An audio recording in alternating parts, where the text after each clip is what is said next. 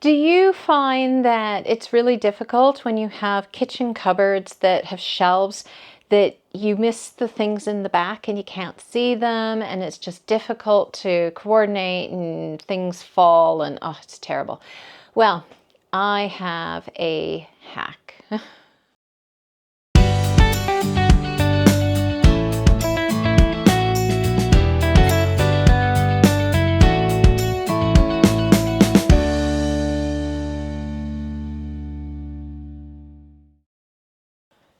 So this is part of my kitchen, and not very neat and tidy like some people on TV or on YouTube or Instagram, etc. Mine's a real kitchen that's a mess most of the time, and I'm not a cook.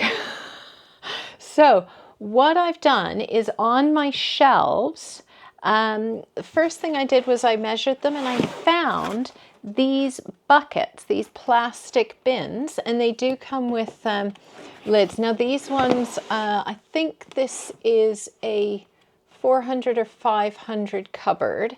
I think it's a 500 cupboard. And these ones I got from Amazon, sets of 4. Or not Amazon, sorry, Asda, sets of 4.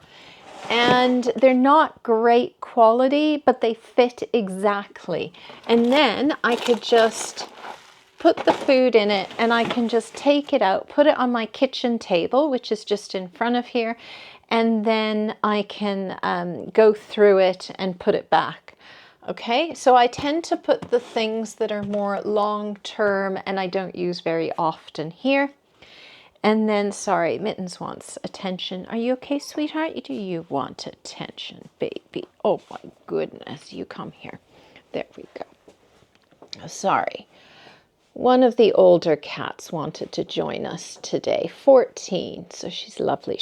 You might be 15 now, I've got to check. So with the rest of it though, there was some bits that I wanted to be able to see easily. Whereas like the bins here, I want to put the things that are more, maybe they're what we call like backstock. You know, if I decant something into a plastic container, I've got a little bit left, I want to shove them in there. And then, you know, only when the container's empty do I want to go back and get more. But what about things I use more often? So that would be like, oh, I'm in the way. That would be like this here. So what I did was I went on to, I believe it was Amazon, and I will check, and I bought these. They are really good quality, and they just go, they slide so nicely, and I just screwed them in. And I did do this myself, so